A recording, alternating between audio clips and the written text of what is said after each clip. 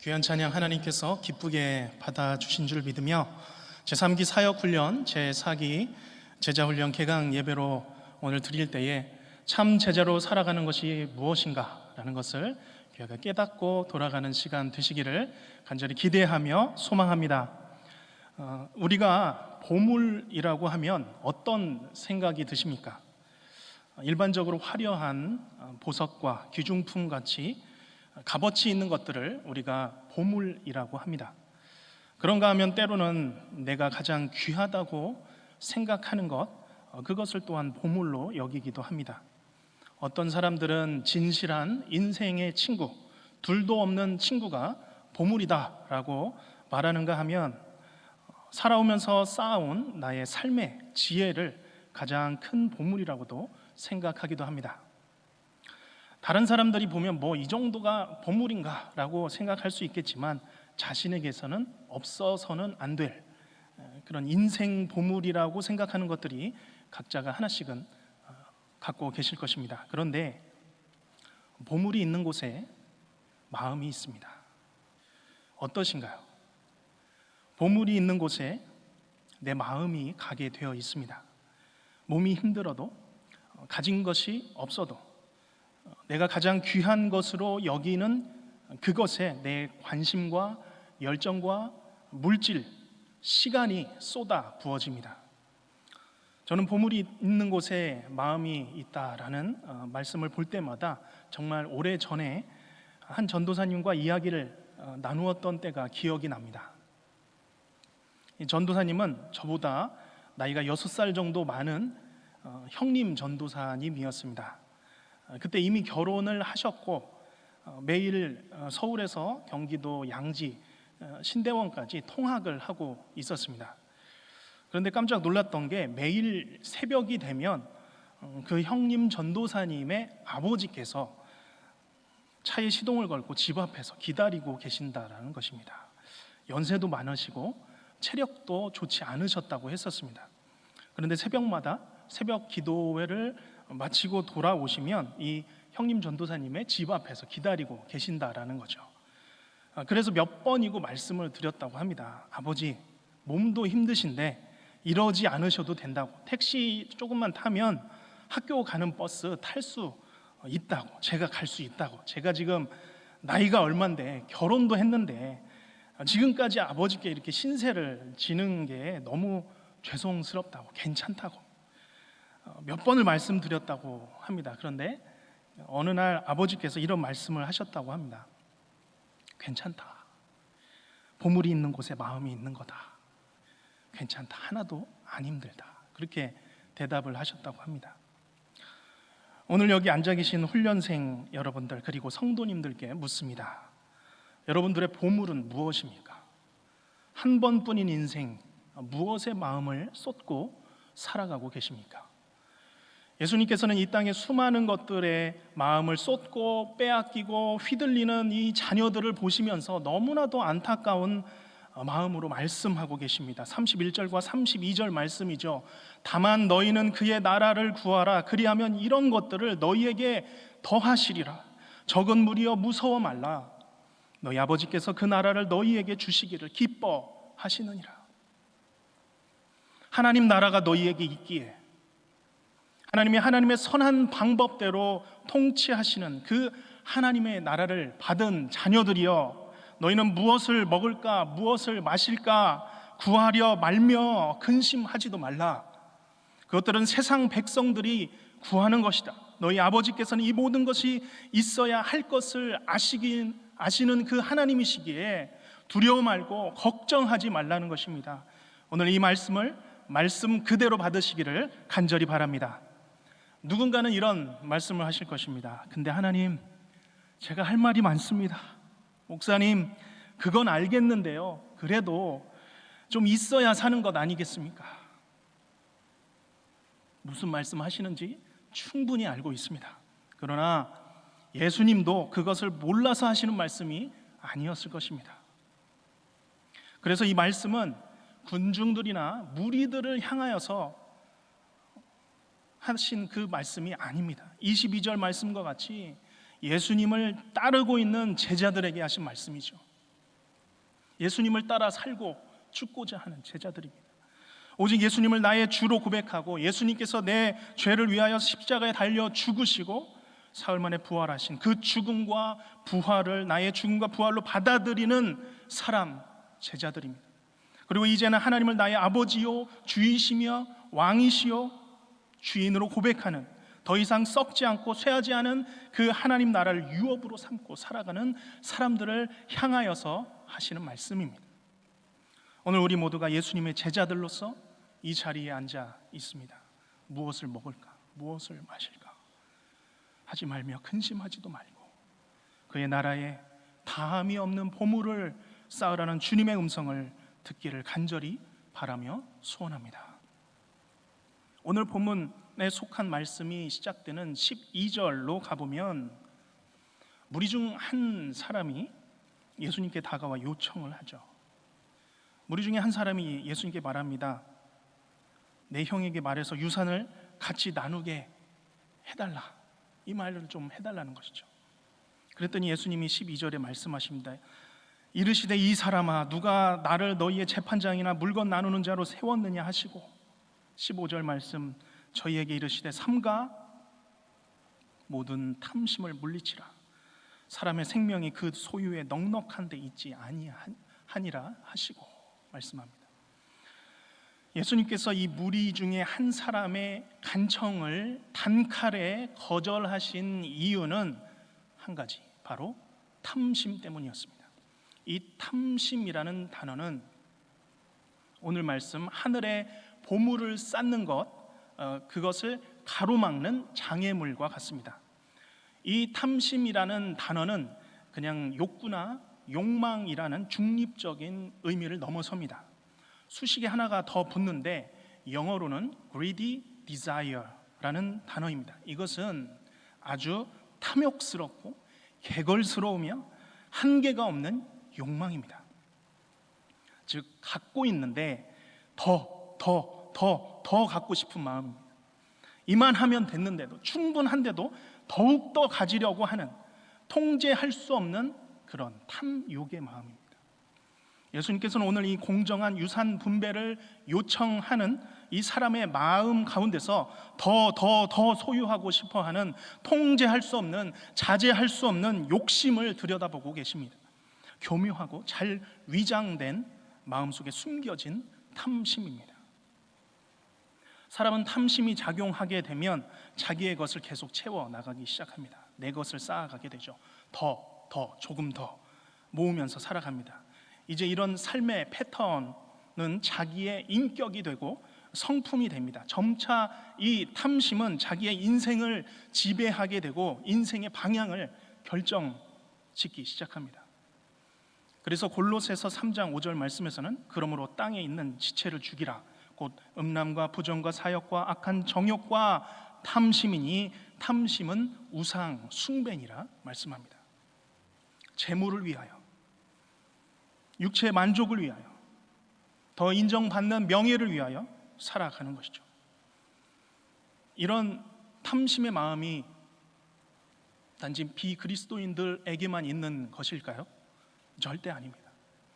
하나님을 안다고 하는 사람들, 그리스도인이라 말하는 사람들도 마찬가지입니다. 더 갖고자 하는, 조금 더라는 억제하지 못하는 그런 마음을 사실은 감추고 살아가는 것이죠. 야고보서 4장 3절 말씀이 그것입니다. 너희가 얻지 못하면 구하지 아니하며 구하여도 받지 못함은 정욕으로 쓰려고 잘못 구함이라. 기도한다고 하고 있는데 정욕으로, 탐심으로 작동하는 기도도 있다라고 하는 것입니다. 하나님을 안다고 하면서도 자기의 쾌락을 누리는 데 쓰려고 하나님께 기도하고 간청하고 매달립니다. 이것은 탐심입니다. 탐심의 인격이고 탐심의 성품입니다. 우리가 이 탐심의 늪에서 벗어나야 할 것입니다. 그러면 탐심이 아닌 제자의 삶은 무엇입니까? 33절과 34절 말씀 우리가 읽었습니다. 다시 한번 읽겠습니다. 시작. 너희 소유를 팔아 구제하여 낡아지지 아니하는 배낭을 만들라. 곧 하늘에 둔 바 다함이 없는 보물이니 거기는 도적도 가까이 하는 일이 없고 좀도 먹는 일이 없느니라. 너희 보물이 있는 곳에는 너희 마음도 있으리라. 아멘. 오늘 이 말씀에서 소유에 관한 중요한 인식의 전환이 일어나고 있습니다. 예수님께서 말씀하십니다. 너희는 소유를 팔아 가난한 자에게 주는 방식으로 하늘의 보물을 쌓으라 말씀하시죠. 원래 소유라고 하는 것은 갖는 것입니다. 모으는 것입니다. 그런데 그것을 팔라고 하는 것이죠. 그것을 가난한 자, 궁핍한 자, 필요로 하는 자에게 주면 하늘에 쌓는 보물이 된다라고 하는 것이죠. 이것을 이해하기 위하여서 전 문맥으로 다시 가봅니다. 유산을 나누어 달라는 요청을 거절하신 예수님께서 이어서 말씀하신 비유가 있습니다. 바로 어리석은 부자 비유입니다. 우리가 잘 알고 있죠. 어리석은 부자에게 있어서 인생의 목적이 무엇이었습니까? 모으는 것에 있었습니다. 자기 창고에 갖다가 쌓아두는 것이죠. 그 창고가 작으면 더 큰 창고를 만들어 모았습니다. 부자에게 있어서는 내가 갖고 있는 것, 내 것이고 내가 모아놓은 것이 내 것이었습니다. 이것이 탐심의 인생입니다. 그런데 그 인생에 대하여서 예수님께서 21절에 말씀하시죠. 자기를 위하여 재물을 쌓아두고 하나님께 대하여 부유하지 못한 자가 이와 같으리라. 오늘 밤 너의 영혼을 찾으시면 그것이 누구의 것이 되겠느냐? 그것은 어리석은 인생이라고 말씀하고 계십니다. 그러면서 33절은 선포하는 것이죠. 내가 갖고 있는 소유를 팔아서 가난한 자에게 주라. 그것이 너의 보물이 된다. 하늘에 쌓는 보물이 된다. 낡아지지 않는 주머니를 만들라. 그것은 하늘에 두는 보물이고 그것은 결코 줄지 않는 보물, 계속 쌓여가는 보물이라고 말씀합니다. 이것이 무슨 뜻입니까? 얼마 전에 담임 목사님께서 언급하신 말씀이기도 합니다. 내가 가지고 있는 것이 내 것이 아니라 내가 사용하는 것만 내 것이다 라는 의미죠. 이것을 본문에 맞게 더 수정한다면 내가 가지고 있는 것이 내 것이 아니라 이웃을 위하여 사용한 것만 내 것이다 라는 의미입니다. 이것을 믿으십니까? 이것이 그리스도인들의 삶의 원리이고 재정 철학입니다. 어리석은 부자는 자기 창고에 갖고 있는 것이 자기 것이고 그것이 자기 보물인 줄 알았죠. 그래서 계속 자기를 위해서 쌓아놨습니다. 이것은 이 땅의 재정 원리고 이 땅의 물질의 세계관입니다. 하지만 어리석은 부자는 하나님의 음성을 듣고 나서 보니까 내가 갖고 있었다고 그것이 내 것이 아니었습니다. 그는 곡식의 소출이 풍성할 때마다 내 것으로 쌓아둘 것이 아니라 그것을 다함이 없는, 결코 실패함이 없는 하늘의 주머니를 만들었어야 했습니다. 그래서 이웃을 위하여, 공동체를 위하여서 사용했어야 됐습니다. 이 부자는 누가복음에서 자주 등장하는 가난하고 병들고 연약한 그런 사람들의 필요를 위해서 나누었어야 됐습니다. 나누고 사용한 것이 자기의 것이고 진정한 인생의 보물인 것을 깨달았어야 됐죠. 오늘 밤 하나님께서 부르시면 다 빼앗기고 없어질 것을 위하여서 살았던 어리석은 인생이었던 것입니다. 오늘 이 보물의 원리가 하나님 나라를 살아가는 성도의 삶의 원리이며 그 근본은 예수 그리스도 십자가의 원리입니다. 쉽게 이야기하면 제 호주머니 속에 10만 원이 있다고 하나님의 관점에서는 그 10만 원이 제 것이 아닙니다. 저의 재산이 아닙니다. 저의 진정한 재산은 그 10만 원 중에서 나를 위한 것 빼고 주님의 나라에서 나눔으로 사용되어지는 그 나머지 것만이 내 것이 되어서 하늘 주머니에 쌓여진다라는 것입니다. 그것이 내가 쌓는 하늘의 재산이 된다라는 의미입니다. 전에는 내가 갖고 있는 것이 내 것인 줄 알았는데 내 주머니에 있고 나를 위해 쓴 이상 그것은 더 이상 내 것이 아닙니다. 오직 하나님께 드려진 것만이, 주의 이름으로 사용된 것만이 내 것입니다. 이 진리를 마음에 새기시기를 바랍니다. 오직 주의 나라와 의를 위하여, 이웃을 위하여, 남을 위하여 사용한 것만이 썩지 않고 좀먹지 않는 내 재산, 하늘의 재산이 됨을 믿으시기를 바랍니다. 누가복음 19장에서는 예수님이 삭개오를 만나 그의 집에 들어가기를 원했습니다. 그때 삭개오는 예수님을 영접하며 고백했죠. 19장 8절 말씀, 삭개오가 서서 주께 여짜오되 주여 보시옵소서, 내 소유의 절반을 가난한 자에게 주겠사오며 만일 누구의 것을 속여 빼앗은 일이 있으면 내 갑절이나 갚겠나이다. 예수님을 영접한 삭개오의 고백입니다. 그동안 가난한 자들의 것을 취하며 살았던 이 죄인이 예수님을 만나게 될 때에 그의 주머니가 열리는 것이죠. 하나님의 나라를 위하여서, 그 이웃을 위하여서 열립니다. 왜냐하면 삭개오는 예수님 안에서 하나님의 통치하시는 그 나라를 발견했기 때문입니다. 저는 이 하늘에 쌓는 이 재산을 단지 물질적인 부분으로 생각하고 싶지 않습니다. 제자의 삶으로 확장시키기를 원합니다. 이것은 우리의 시간 개념에서도 마찬가지입니다. 성품도 마찬가지입니다. 우리에게 주어진 은사도 마찬가지입니다. 그리스도인들의 성품이나 은사는 내가 그냥 갖고 있다고, 내가 그런 성품이 있다고 해서 그게 그리스도인들의 성품이요 은사가 아닙니다. 내 안에 머무는 사랑, 그것이 온전한 사랑이 아니죠. 그 성품이, 그 사랑이, 그 은사가 내 가정에서, 공동체 안에서 사용되어질 때에 진정한 성품이, 진정한 은사가, 진정한 사랑이 됩니다. 그것은 결코 실패하지 않는 하늘 주머니에 달리는 것이죠. 누가복음 10장에 선한 사마리아인 비유가 등장합니다. 이 비유 마지막에 예수님께서 질문하시죠. 누가복음 10장 36절 말씀, 내 생각에는 이 세 사람 중에 누가 강도 만난 자의 이웃이 되겠느냐? 그리고 예수님을 찾아온 율법사가 대답합니다. 37절, 이르되 자비를 베푼 자이니이다. 예수께서 이르시되 가서 너도 이와 같이 하라 하시니라. 자비가 머릿속에만 있으면 온전한 자비가 아닙니다. 자비는 베풀어져야 합니다. 그래야 온전한 자비가 되는 것이죠. 오늘 여기 사역훈련과 제자훈련을 위하여서 앉아 계신 성도님들께서는, 그리고 이 예배를 드리는 각처의 성도님들께서는 어떤 은사가 있습니까? 어떤 장점이 있고 어떤 부르심이 있습니까?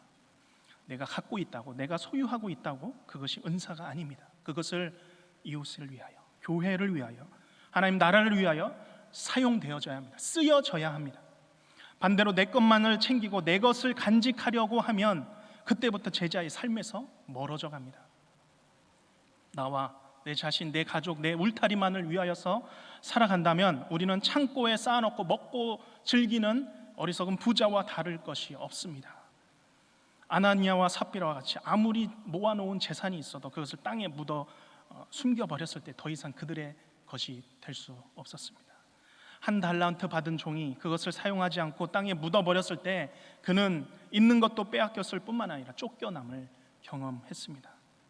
오직 사용한 것만, 은사로, 섬김으로 드려진 것만 내 것입니다. 드려진 만큼, 섬긴 만큼, 사용한 만큼, 사랑한 만큼 후회할 것 없는, 실패 없는 인생의 보물이 되는 줄로 믿으시길 바랍니다. 디모데전서 6장 17절에서 19절 말씀은 오늘 본문과 관련하여 다음과 같이 말씀하고 있습니다. 디모데전서 6장 17에서 19절 말씀 제가 읽겠습니다. 내가 이 세대의 부한 자들을 명하여 마음을 높이지 말고 정함이 없는 재물에 소망을 두지 말고 오직 우리에게 모든 것을 후히 주사 누리게 하시는 하나님께 두며 선한 일을 행하고 선한 사업에 부하고 나눠지기를 좋아하며 동정하는 자가 되게 하라. 이것이 장래의 자기를 위하여 좋은 터를 쌓아 참된 생명을 취하는 것이니라. 오늘 우리는 장래를 위하여서 사는 사람들입니다. 제자는 자기의 것을 쌓아두는 사람이 아닙니다. 내게 주신 시간, 주님의 일을 위하여서 사용하는 사람들입니다. 제자훈련, 사역훈련 왜 받는 것일까요? 내게 주신 은사, 성품, 달란트를 파묻지 않고 오늘 오전에 들었던 설교 말씀처럼 예수님이 사랑하시는 공동체 곧 교회를 세워가기 위하여서 훈련을 받는 것입니다. 주님의 사랑하는 제자라면 주님이 사랑하시는 교회를 세워가시기를 축복합니다. 우리는 왜 그렇게 살아가야 합니까? 바로 예수님께서 그렇게 살아가셨기 때문입니다. 예수님께서 자신의 몸을 아끼셨다면, 죽지 않으셨다면 십자가의 구원은 이루어지지 않았습니다. 하나님, 예수님이 자기 자신만을 위하여서 사시다가 하늘로 승천해 버리셨다면 아무 일도 일어나지 않았을 것입니다. 십자가에서 죄인들을 위하여서 자신의 생명을 내어 주셨습니다. 물과 피를 다 내어 주셨습니다. 그리고 그 사랑을 이루셨습니다. 우리가 모두 하나님의 사랑받는 제자로서 이 내어줌의 원리, 헌신의 삶으로 사시기를 축복합니다. 한때 영국의 케임브리지 대학의 크리켓 선수로 명성을 날리던 시티 스터드라는 분이 계셨습니다. 우상과 같은 스포츠 선수로 대접받던 이 스터드가 무디 집회를 통하여서 회심을 했습니다. 이후에 케임브리지 7인 중에 한 명으로 학생 자발 운동을 일으키신 분이었습니다. 이후에 중국 선교사 10년, 인도 선교사 6년을 하시고 나이가 50세가 되었을 때에 의사와 아내의 만류에도 불구하고 아프리카 선교사로 20년 가까이 사역을 하시다가 현지에서 주님의 품에 안기셨습니다. 그가 선교 사역 중에 쓴 시가 있는데 그 시의 마지막은 이렇게 마무리하고 있습니다. 오직 한 번뿐인 인생, 단 한 번뿐인 인생, 나 지금 구하오니 주님의 뜻 이루소서. 오직 한 번뿐인 인생, 속히 지나가리라. 오직 그리스도를 위하여서 한 일만이 영원하리라. 만약에 우리의 인생의 마지막 날에 우리의 모든 행한 일을 채로 걸러낼 수만 있다면 무엇이 걸러질 수 있을까요? 분명합니다. 오직 그리스도를 위하여서 한 일만이, 하늘에 보물을 쌓은 일만이 남을 줄로 믿습니다. 제자는 하늘에 보물을 쌓는 사람들입니다. 주를 위하여서, 남을 위하여서 하늘에 보물을 쌓는 그리스도의 제자들이 되시기를 주님의 이름으로 축복하며 기도합니다. 기도하겠습니다. 인생의 주인 되신 하나님, 오직 한 번뿐인 인생 주님 위해 살다가 주님 품에 안기게 하여 주시옵소서. 속히 지나가는 인생 단 한순간만이라도 주를 위하여서, 주의 나라를 위하여서 사는 제자들 되게 하여 주시옵소서. 예수님의 이름으로 기도하옵나이다. 아멘.